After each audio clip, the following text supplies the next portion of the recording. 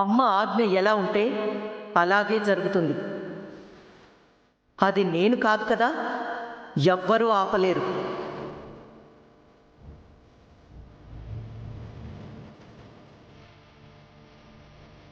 దశమి శుక్రవారం సూర్యోదయ ఘడియల్లో అతనితో పాటుగా మీ అమ్మ పెళ్లిపీటలెక్కడం ఖాయం.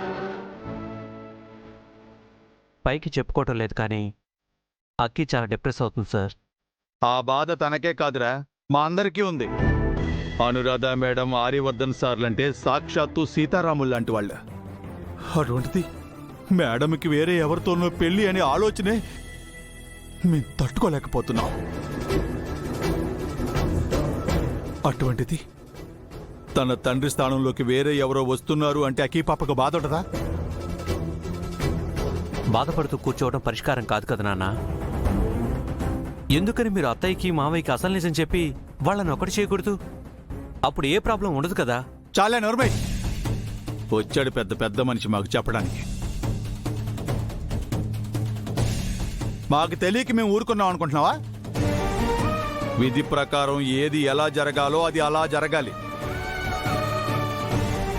తెలిసి తెలియని ఆలోచనలతో ఉచిత సలహాలు ఇవ్వకో.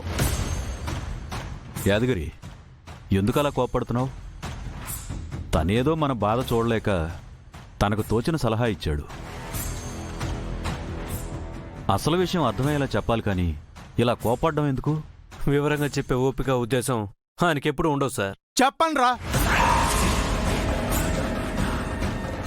అను మేడం, ఆర్య సార్ల గురించి తెలుసుకోవాలంటే కూడా ఒక అర్హత ఉండాలి. వాళ్ళ గురించి నీకేం తెలుసని మాట్లాడుతున్నావు? నా అనుకునే వాళ్ళ బాధ తీర్చడానికి అర్హతే ఉండక్కర్లేదు నాన్న, అభిమానం ఉంటే చాలు.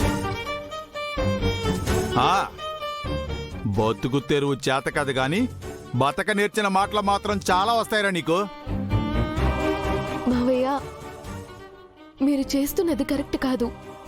తను చెప్పేది కూడా వినండి. ఆ తర్వాత మీ అభిప్రాయం చెప్పండి. అంతేకాని తనేం మాట్లాడినా తప్పే అంటే ఎలా? అక్కి పాప, నీకు వాడి సంగతి తెలీదు. వీడికి అసలు ముందు వెనక మంచి చెడ్డ ఆలోచించే అలవాటే లేదు. వీడు తొందరపాటుతో మేడంకి సార్కి నిజం చెప్పినా చెప్పేస్తాడు. నిజం చెప్తే తప్పండి నాన్న.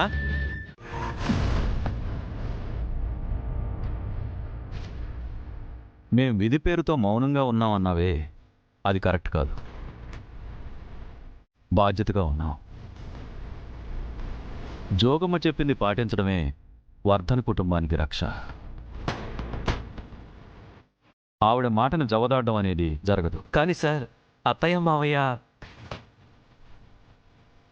వాళ్ళ గురించి నువ్వు కేవలం విన్నావు రవి. నేను వాళ్ళతో కలిసి బ్రతికాను. ఆర్యవర్ధన్ నా ప్రాణ స్నేహితుడు, నా ప్రాణం లాంటివాడు.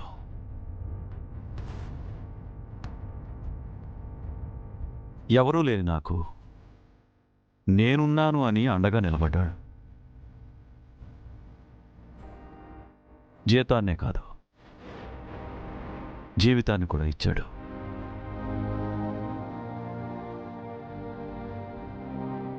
నన్ను కూడా తన కుటుంబంలో ఒక్కడిగా చూసుకున్నాడు.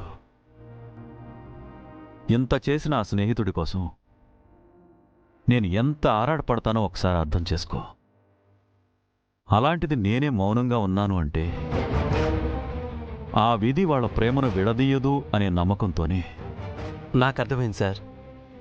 ప్రతి సమస్యకి ఒక పరిష్కారం ఉంటుంది. మనం మౌనంగా ఉండటం కంటే ఆ పరిష్కారం కోసం ప్రయత్నిస్తే మంచిది కదా.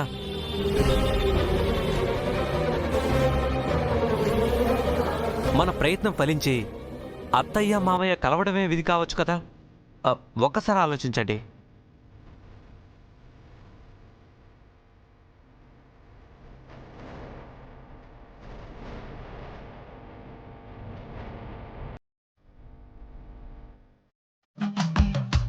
ఏమేవ్, కాఫీ ఇమ్మని చెప్పి గంట అయింది. అసలు ఈ వేళకి ఇచ్చే ఆలోచన ఏమన్నా ఉందా లేదా? ఈ రోజు కాఫీయే కాదు, మీకు టిఫిన్ పెట్టే ఉద్దేశం కూడా నాకు లేదు.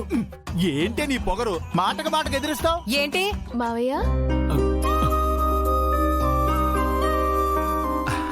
హాకీ పాప రామా రా రా రా అక్కడే నిలబడిపోయావా ఎలా ఉన్నావు తల్లి? బాగున్నానత్తయ్య. మీరేంటి గొడవ పడుతున్నారు?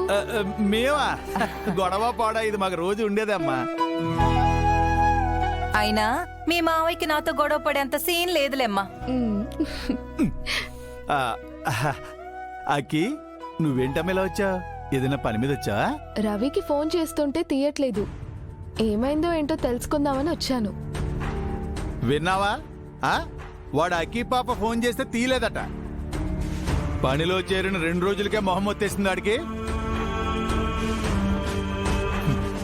అసలు వాడికి జీవితంలో బాధ్యత తెలిసిరాదు. మావయ్య, ముందు రవిని అలా తిట్టడం మానేయండి. చెప్పేదేమైనా ప్రేమగా చెప్పండి. అప్పుడే చెప్పిన మాట వింటారు. నా తల్లి అలా చెప్పమ్మా మీ మావయ్యకి. వయసులో ఉన్న కుర్రోణ్ణి ఎవరైనా అలా తిడతారా చెప్పు? వాడికైనా ఎంత చిన్నతనంగా ఉంటుందో కొంచెమైనా ఆలోచిస్తాడా ఈయన? సరే సర్లే, ఇప్పుడు ఏమైందని? ఏమైందా? నిన్న వాళ్ళందరి ముందు నానా మాటలు అన్నారంట కదా. అందుకే పాపం వాడు డల్గా గదిలోనే కూర్చుని ఉన్నాడు.